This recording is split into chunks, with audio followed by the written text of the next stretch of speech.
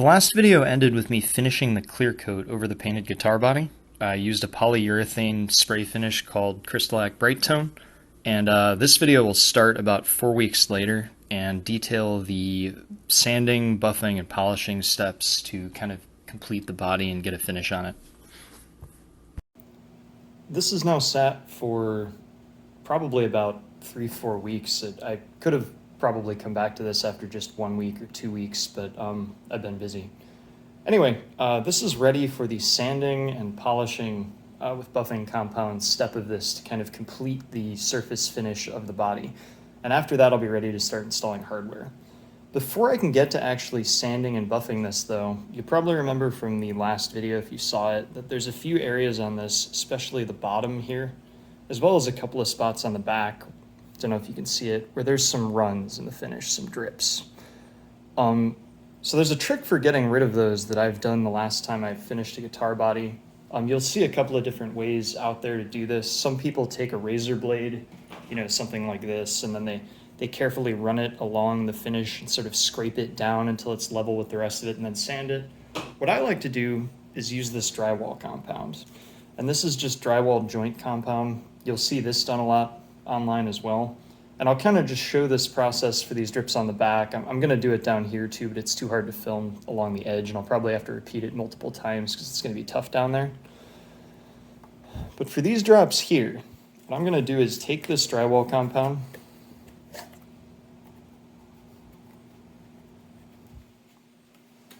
I'm going to get some of it on this scrape tool. And I'm just going to spread it really, really thin as I can over where the drips are, and that's here and here. And the goal is to kind of get this really thin layer to where I sort of just barely cover those high areas. The reason for this is that if I just took sandpaper and tried to sand down those high areas, like you can see that droplet right there kind of sticking through, I would end up sanding kind of that area as well as the areas around it, and you'll make kind of a well, and you can even dig all the way through the finish. I actually had a few of these that I tried to correct while I was spraying the clear coat, which is a mistake. You should wait until you have at least 3 or 4 coats to do any sanding at all. And I wound up sanding through there on the bottom and just sprayed over it, and it's okay now. For these though, I'm going to apply this, let it dry for several hours, and then I'll come back with probably a coarser grit of sandpaper that I'm going to use to finish it, like something like a 600 grit, a 500 grit, and I'll sort of sand everything there until this is fully exposed, and then just until the areas surrounding it start to have this putty, this drywall joint compound taken off. And I'll repeat that process if needed until it's relatively flat. You might see some edges and things around it, but once you sand over it through the finishing process, usually you kind of take care of that and you can't even tell it was there. So that's what I'm going to do for all the drip spots on this, and I'll show me sanding next. So this is dried for 3 or 4 hours. All of this is now solid, and all of the areas you can see that are covered with this paste had some runs. So I'm probably going to try and just demonstrate on this one since it'll be the easiest to show. God, the stuff down here is going to be really hard to deal with. But if I pull this over, and you can kind of see one of the drops right there, and there's another one up here somewhere. But if you look at this one, it's just barely covered. And as I sand through, I'll start to kind of, you'll see blue, or you'll see the clear coat start to go through. And then the area around it will gradually clear up. And the minute I've kind of like started to clear all of the putty away and you're seeing the finish underneath, I'll stop sanding. So let's get started here.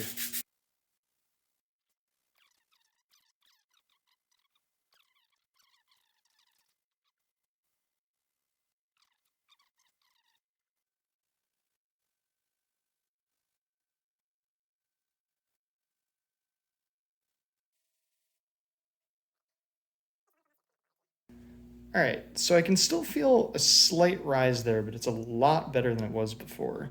I may actually go over this again and do the same thing. But you get the picture. This one especially feels pretty good now. You can tell there's a slight rise there, but it's a lot better than it was. And that's really what you want to see. If I keep sanding further, I'll wind up kind of digging in next to it. So I'll clean that up. Just a little bit of water. Try to avoid getting that all in the screw holes.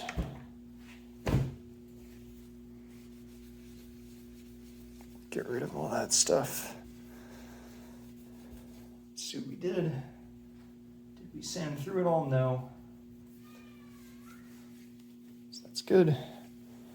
And I'll probably repeat that one more time in that particular spot after I go through all the rest of these spots, because I can still sort of see them and you can feel them a little still. But that's the way I like to take care of these, and if you do that, you should be able to get rid of most of your runs, not necessarily have that problem of seeing those in the final coats. Anyway, I'm going to do that and then kind of come back and talk about the actual start of polishing and sanding. After 2 repeats of putting on the drywall joint compound and then sanding down with 600 grit, I've really managed to flatten these out quite a bit. Actually, the ones on the back that I thought would be the easiest are probably the least perfect right now. I can still feel a slight rise, but I think it's kind of flat enough that when I go over everything, you won't really be able to tell that was there. The ones on the edge actually went maybe even better. There are still a few that are actually kind of on the corner, like on the actual roundover, and I'm not really going to try to get those. I think I'll just try my best during level sanding to kind of smooth them out without going through. Anything at the edge, you know, even these type of edges with the kind of roundover bit, but especially the sharper edges, you really need to be careful because you'll sand through really quickly. Anyway, we're ready now to start the actual level sanding process. So what I'm going to do now is I'm going to try and start with 800 grit, but I might have to step down maybe to 600 grit. Oh, cats are fighting. Anyway, I'm going to take this P800 grit sandpaper, cut it down, and then using a sanding block, I'm going to start to just sand the entire surface in small regions at a time. And what I'm trying to do, really, is to just level everything out. So anywhere that there's a high spot, I want to flatten everything flat. And it's going to make the entire surface look really matte. There's a lot of good videos on this. I'm not going to go crazy showing everything, but I'm just going to start with this 800, and I'll start in a small area and just sand until I can get it completely matte and we don't see any shiny spots. Because anywhere there's a shiny spot, that's a sign that the block didn't get that far down and it's still kind of a valley. So here we go. And you can kind of see, I'll try and stay in a small region to start. You can see as it's coming off that I've started to make opaque regions, and then there's areas that are lower that are still shiny, right? So I'm just going to keep clearing the sandpaper. I don't want to let any stuff build up and cause a problem where it's digging in and scratching up the rest of the finish, so I'm just going to clear this repeatedly. And I'm just going to keep going. A lot of people wet sand with this. I had pretty good luck dry sanding last time. It's just a little bit easier. You do have to clear the sandpaper a lot more and be really careful. You'll probably end up going through more sandpaper and stuff because eventually this starts to pill up. Especially the sandpaper that I've got, which is all I can find. Anyway, I'll just keep doing this and I'll show you what it looks like when this region's fully flattened out. After going over the whole thing with the 800 grit sandpaper, this is what you get. You can see there's still areas that are shiny, but really most of it is almost completely level. There's a few other areas where I put some kind of swirls and scratches in that I'll have to maybe go over again, but I'm almost ready to move on. If you have a few isolated pockets like this hanging out, I mean, the last time I did this, you go over them the higher grades, and by the time you actually get to the final buffing step, you won't notice. It'll be a nice level surface. So I'll have to move on to the front. Nice and tedious. Probably will just kind of show the next few grades once it's all complete, and then we'll move on to buffing. I actually had to step down to 600 grit because I was taking too long just starting directly with 800 grit, but this is pretty much as good as I think I'm going to get it on all sides with the 800 grit now. So I wanted to sort of show what I'm trying to do as I step up grades of sandpaper, and hopefully you can kind of see there's these sort of swirls or like scratch kind of pattern in the surface from the 800. This is totally smooth and clean now. And I have 1000 grit here, P1000. And this sandpaper sucks, by the way. You should probably buy better because this piles up really fast, and I've got a huge mountain of it where I've gone through them as they start to pile up and get harder and harder to clean off. Anyway though, what I'm looking to do is kind of eliminate this pattern. So even though it's already opaque everywhere, I want to go up to as high a grade as I can to make it easy to buff. And you'll see these scratches, and I'll just kind of do this region here with this 1000 grit and show you kind of how I sort of get rid of those scratches with this, hopefully.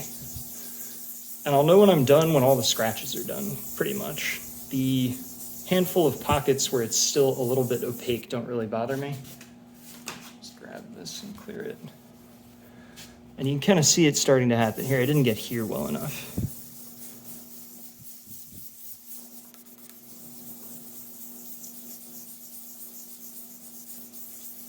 I want to replace those thicker 800 grit scratches with these finer 1000 grit scratches. And you kind of see it starting to get clearer and clearer as I go. I don't know how well it's photographing, but that's what I'm doing as I go up each successive grade. So I'm going to do 1000, 1500, 2000, and on up to 3000 before I'm ready to buff this. Anyway, that's the process. Probably come back when it's totally done now and show you what the surface looks like.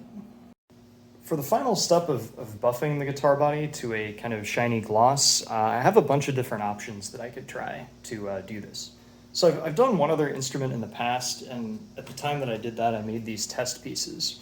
And for these, I used the medium cut cleaner from Meguiar and the fine cut, followed by some swirl remover from an auto parts store near me. These are really widely available. Like, you should be able to find all of these quite easily. And it worked. I mean, it produced a really, really nice shiny surface, and it came out good.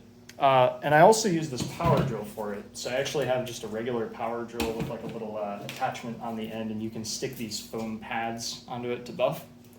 The thing is that no matter how hard I tried with that set of products and that technique, and I don't know if this will photograph well, probably won't. It just looks really good, I guess, to the camera. But there's these really fine kind of swirls in the surface of this, and they're all circular.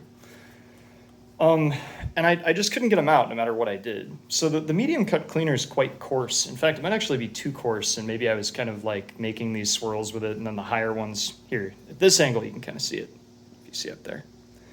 But I was a little bit dissatisfied with that. I wanted to try something different. So I'm gonna change a couple of things. One thing I've already changed is that when I did these test pieces and did the last body I didn't go as high a grit of sandpaper as I did with this one. So this, I went all the way up to P3000. So this should be extremely fine scratches in this body, and I tried to be thorough as I could. In theory, it should be easier to get those scratches out with the buffing compound than what I did before.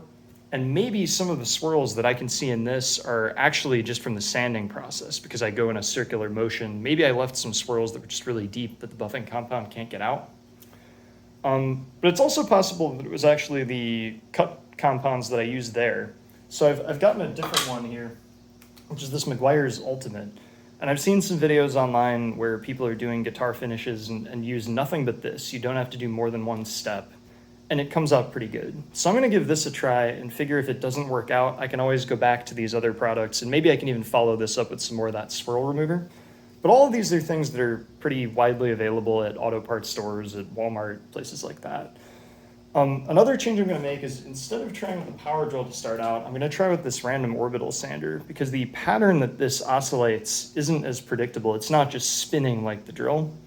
So it's probably less likely to leave those swirl marks. It might leave other kinds of scratches, and we'll see what I get out of it. If I have to change back, I'll end up using the drill again. So we'll see how this all goes. So when you buff something, what you're doing is putting a compound like this one that has an abrasive filler in it onto the surface. And then as you buff, you're doing two things. One, you're grinding the filler into the surface and putting really, really small, like microscopic scratches in the surface that result in a shiny finish. They're too small for you to see. The other thing is that you're also heating the surface. You're gonna kind of sustain over certain areas to get it warm so that it softens the finish and allows the process to happen better. Doing this makes a big mess, so I'm gonna wear safety glasses and old dirty clothes, and it's probably gonna spray this stuff all over. And I'll kind of just start on the back to see how it goes. And if I get a good result, I'll just apply that straight on there. Oop. Hope if I opened it, wouldn't I? I'll just apply this straight on, buff it off with the random orbital sander and see how shiny a finish I get. I might have to repeat and do a couple of different passes over this. Let's see.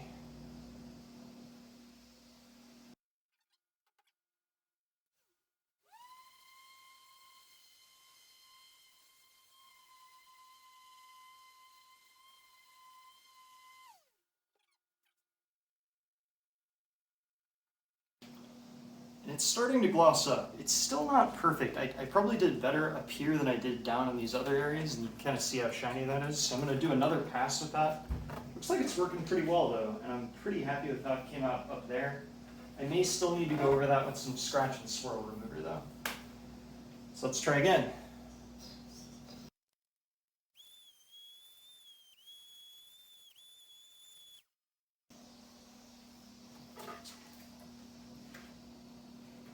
Not bad.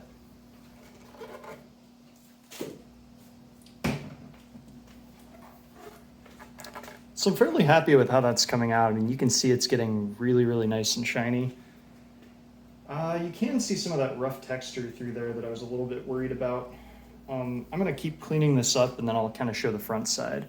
Also, for areas such as the horns, like this inner area here and hard to reach places, you can buff by hand using a cloth, or I'm probably going to use a t-shirt, and just really thoroughly work it like crazy by hand, because if you try to stick a power tool in here with these kind of like fragile edges of the neck pocket, you can chip off finish.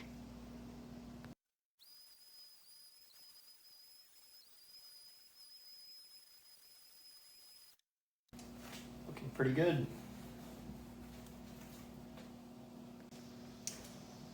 And with the front finished, I'm going to try and just get around the horns a little bit better with this applicator, so as well as on the top. This is pretty difficult to do. Even with this, I have to be careful not to chip that edge.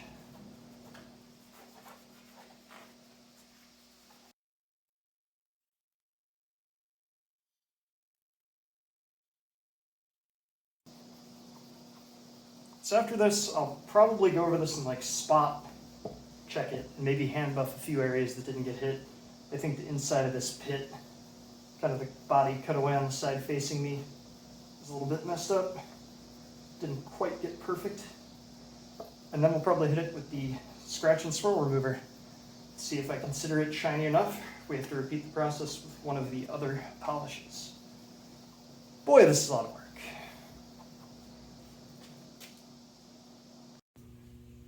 I'm finding more and more with this that actually I don't really like how this random orbital sander or how my power drill works buffing the surface of this. I'm finding that the best results that I'm getting are just taking these little automotive buffing pads and just by hand buffing this thing. And I've gone and done the whole thing with the Meguiar's Ultimate compound now, and it's actually quite good. I would probably say it is on par or honestly a little bit better than the last time I did this with the other types of cut compounds. So I do recommend this. This is quite nice stuff, I think. I'm going to touch up a couple of areas with it just a little bit, even though I'm quite pleased. You can kind of see the brick reflecting in the surface very nicely. But there's a couple of areas, especially up here, where I didn't really get that much pressure down because you're kind of over the edge. You can't really work it that well, and they're still a little bit blurry. And also, I actually happened to be at the store while filming this and found this Ultimate Polish, which I've seen reviewed quite well for removing swirls. And I'm going to try that instead of the scratch out swirl remover that I was showing a little bit earlier, and just see how this works, because I saw some people use this as a follow-up to the cut compound, and they really liked it. Anyway, though, yeah, that's really the ultimate takeaway. Just elbow grease in a pad, just as good as, or in fact even beats, buying a random orbital sander. Maybe if I had one of those big, super high RPM buffing pads, or like one of those disc things that you see people have, or a mounted grinding wheel that they put buffing discs on, maybe that would be better, but this is working out great for me, so I'm going to go for it, continue on.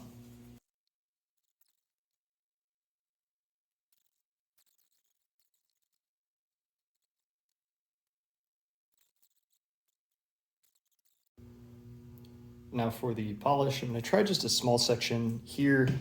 You probably, I don't think it'll come through on the camera. It's hard, but there are some kind of fine swirl marks that at least I can see.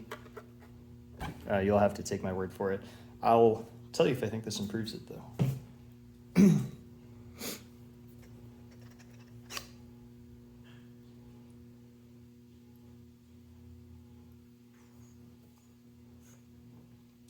Of course, to switch to a totally fresh pad for this would be really stupid to mix these things together and scratch it up with the other stuff.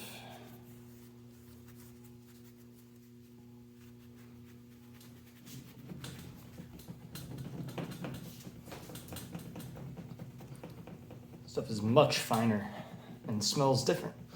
Also good. Fruity, I described this one as. The other one almost was like a dental product. This is like apricot or something.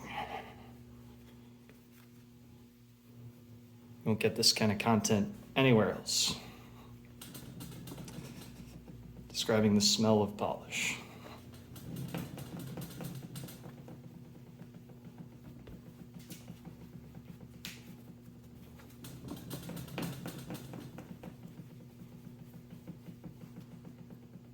Let's see what that did.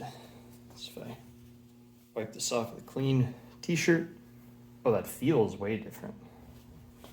Slipperier.